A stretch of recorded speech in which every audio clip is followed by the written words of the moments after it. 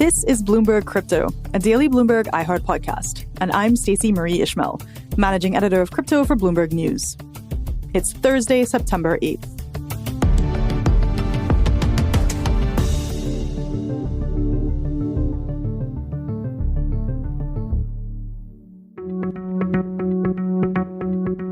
When we talk about crypto winter on this show, we don't only mean the months-long decline in prices of different coins and tokens, or the generally negative sentiment.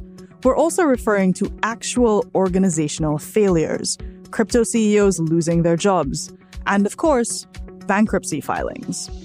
In July, two of the major crypto players, Voyager and Celsius, both declared bankruptcy. These filings have opened up something of a Pandora's box surrounding the interpretation of U.S. bankruptcy law as it relates to crypto. Asset holders, lenders, even the courts themselves are navigating pretty uncharted legal waters. And whatever the courts decide now could set landmark precedents for billions of dollars worth of crypto. To tackle these important and complicated legal questions, I'm joined today by Adam Levitin. The meme of not your keys, not your coins has been around for quite some time. It's not as if this was a completely unknown risk in the cryptocurrency world. Adam is a professor at Georgetown Law and a principal at Gordian Knot Crypto Advisors. Professor, welcome to the show. I'm so glad that you're here because in a weird, I don't know if it was prescience or paranoia or what, but months and months ago, way back in the wilds of February, you wrote a blog post about what would happen if a crypto exchange filed for bankruptcy.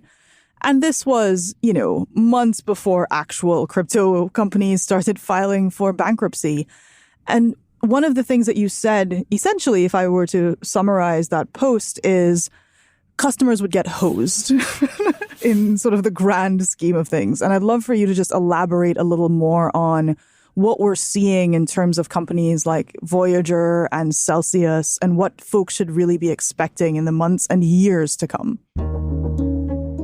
The problem we have here is that there is not a lot of clarity about the nature of the legal relationship between customers of different types of crypto platforms, and we can call them exchanges for shorthand, but they all do somewhat different things, have different functionalities. And there are a lot of different ways that relationship can be characterized, but at core, there's a question about whether the cryptocurrency that is held by the platform for the customers, is that property of the customers or is it property of the platform? If it's property of the platform, then the customers are merely creditors in a bankruptcy. They have to stand, they're unsecured creditors, which means they have to stand in line with all of the other creditors and they get basically a prorated share of what the assets that are available. On the other hand, if the cryptocurrency that is deposited with the platform remains property of the customers, and it's just basically being held in trust or something by the platform for them, then it's the customer's property and the customers should get it back. They won't get it back on day one of a bankruptcy, and that's something that the Voyager and Celsius customers can tell you right already. Even if it turns out to be their property, they're not going to get it back immediately, but they should get it back within a few months, one would expect, if it's their property. And that's the real question. What is this stuff? And there's probably not a one-size-fits-all answer, because determining whether any particular customer's assets or whether the cryptocurrency that any particular customer deposited is the property of that customer or the property of the exchange is going to depend on some particular facts and circumstances. The terms of the user agreement that governed the relationship, for example. And we can get some twists and turns when the user agreement changes over time. And you might end up with different answers for different types of customers for the same exchange. So, for example, Celsius has several different types of customers. And it's got some custody customers, it's got earn customers, it's got customers who took out loans from Celsius, and then it's got another group called withdrawal customers. Celsius just filed a motion this week proposing to release the cryptocurrency of a subset of the custody customers. But it hasn't made any such motion about any of the other groups of customers, and that seems to imply that Celsius thinks that at least the other groups of customers, their coins are probably actually Celsius's property. That seems to be the position. So that motion that they filed is interesting for two reasons. The first is, as you note, it was their first kind of explicit declaration of like, okay, these particular tokens we don't consider to be our property. But it does follow an earlier filing in July when they were pretty much like, oh, but everybody else's we totally do consider to be our property. I mean, I remember it was one of the first times that people who had, as you mentioned, the earn accounts and another type of account there called borrow accounts were told by, Celsius's lawyers, hey, you transferred the title of your coins to us. It's in this terms of service that you 100% probably did not read. But, by that definition, these are ours and we're going to hold on to them. And I think if I were to summarize the reaction of various of those folks, it would have been shocked, appalled, and gobsmacked to hear that these things that they thought was their crypto had been, claimed, as it were, and is now subject to this distribution method that you've described. Should those folks have been surprised? On the one hand, the whole sort of meme of not your keys, not your coins has been around for quite some time. It's not as if this was a completely unknown risk in the cryptocurrency world. That said, I'm not sure how much your typical retail investor paid attention to that insider focus, a risk focus. It was a knowable risk, but you'd have to know to go look for it. Right? That if you were not aware that this kind of risk could exist, and I'm not sure that your least sophisticated customer out there would have known that. So even if you read the agreement, you might not understand the implications. The bankruptcy rules on this stuff are really technical, and they're not something I would expect a layperson to understand. Most people are not themselves bankruptcy lawyers, is what you're saying. No, unfortunately. not everyone's in the club. As a representative of the folks in this club, and given that it sounds like you spend days, nights, and weekends poring over the intricacies of these things, what are some of the other types of considerations that folks misunderstand?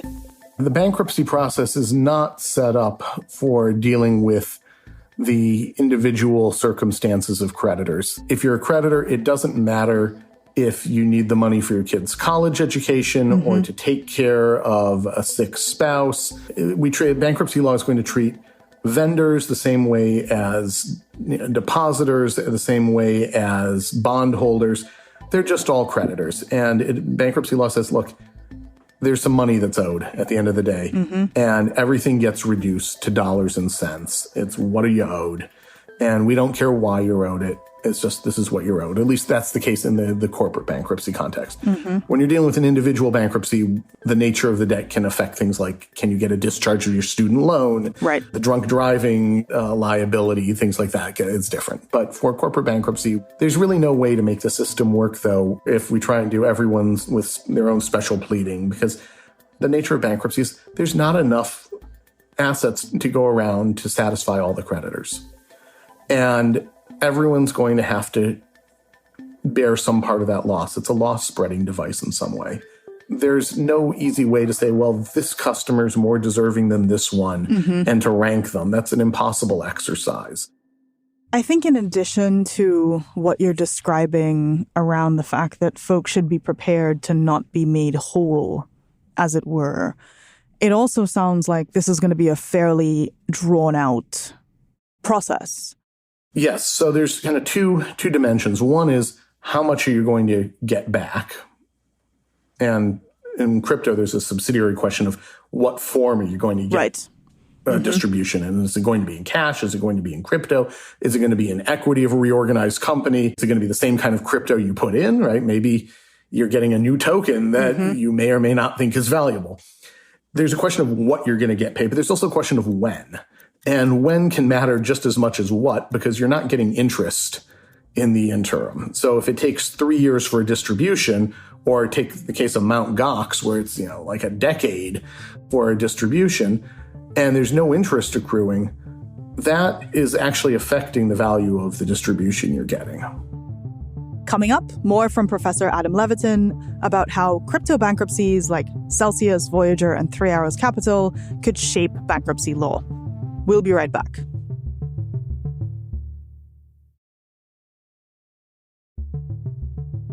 I want to go back to something that you said about employees. I remember there was, a headline coming at the end of August that Voyager, who, like Celsius, filed for bankruptcy in July, was arguing that they should be allowed to pay out millions of dollars, I think it was $16 million worth of retention bonuses to employees, because they were like, if we don't pay people these bonuses, they're all going to leave, and then the outcomes are going to be even worse for the people on the other side of this situation. And again, folks were like, we don't understand. How can you be paying bonuses? You're cutting into, my claims on Voyager. Could you give a sense of whether these kinds of payments, these kinds of transactions are like typical in bankruptcies and corporates? Sure. It actually is. Not to say that they're not controversial. Mm-hmm.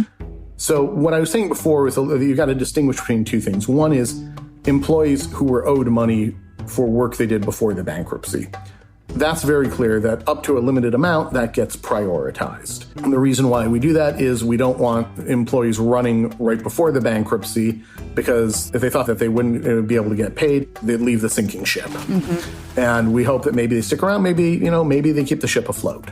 This issue is about once there's been a bankruptcy filing, mm-hmm. can you pay the employees extra to stick around? Mm-hmm. And the bankruptcy code makes it very difficult to do that for at least your senior-most type of employees. For your kind of line employees, you absolutely can. For very senior employees, pretty much they have to show that they have an equally good job offer somewhere else. So they have to go out and shop their resume. It's impossible. There are two standard workarounds for this. One is to pay out retention bonuses just before the bankruptcy filing. And that looks really bad, mm-hmm. right? But it happens sometimes. Toys R Us, for example, did this. Mm-hmm. The other move is what's called a key employee incentive plan, where the debtor sets certain performance targets. And if those targets are met, then the employees get a bonus. Now, you can have an incentive plan where you set the goals too low, where they're obviously going to be met. And that ends up working like a disguised retention payment as opposed to an incentive payment. These things are done frequently. They are, not without controversy. Whether they need to be done in any particular case to retain employees, that's going to depend on the facts and circumstances, right? So one of the arguments with Voyager is, hey, right now, it's not as if this is a great time to go out and look for a job in the crypto industry. There's another big bankruptcy affected crypto company, or I should say crypto hedge fund, 3 Arrows Capital.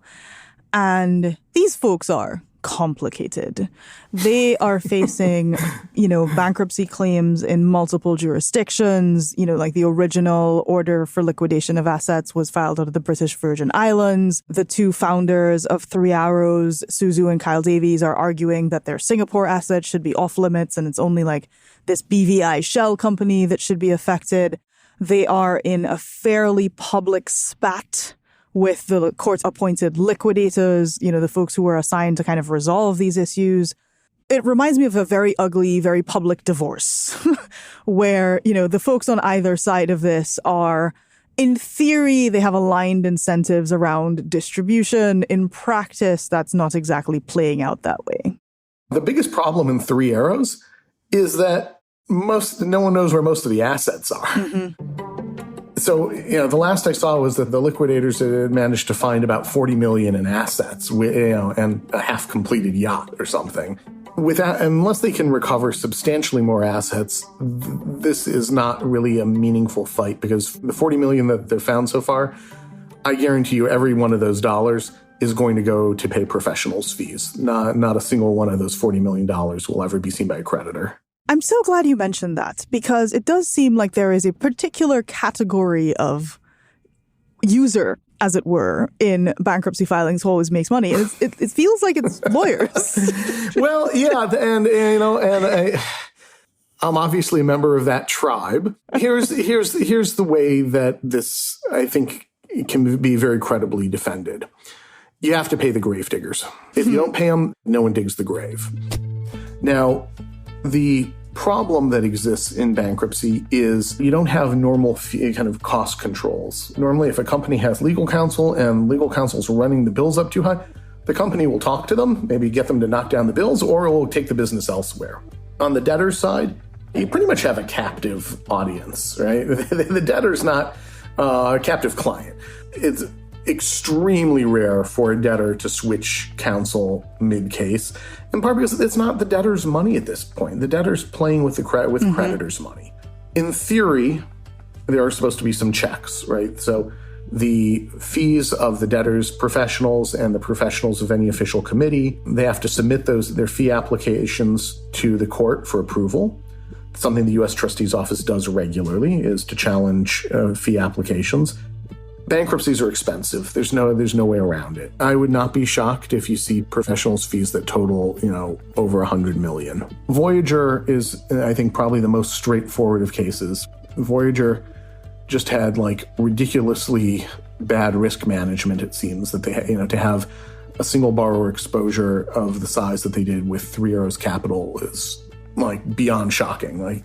But that was kind of Voyager's problem, right? They made a bad loan to Three Arrows Capital, but for that, Voyager seems like it was doing okay. Celsius seems more complicated. It's not entirely clear what, there are some different stories of what went wrong with Celsius. And Three Arrows Capital is, the hottest mess you can find. What you see, I think, here is that there's really tremendous variety in why companies end up in bankruptcy and how these bankruptcies are going to play out. Voyager, there's going to be some litigation, against presumably all of the promoters of Voyager and anyone else that they can put a target on, essentially. That's typical.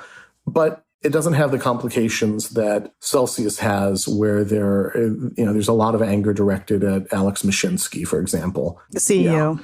But Mashinsky's situation seems very different than Kyle and Sue. You can't expect to see kind of cookie-cutter results. These cases are probably going to play out differently. I would expect Voyager will be the first one resolved, and that Three Arrows, 10 years from now, they might still be trying to recover assets in Three Arrows. Wow. I'm not sure that's an optimistic note, so I'm just going to say on that note. Well, thank you so much for taking the time. Really appreciate having you on the show. Okay, my pleasure. On the next episode of Bloomberg Crypto, the companies that mine Bitcoin are starting to show signs of financial distress, as the ongoing crypto winter means that Bitcoin prices are hovering well below their all-time highs. We'll hear more from Bloomberg reporter David Pan and from Amanda Fabiano, head of mining at Galaxy.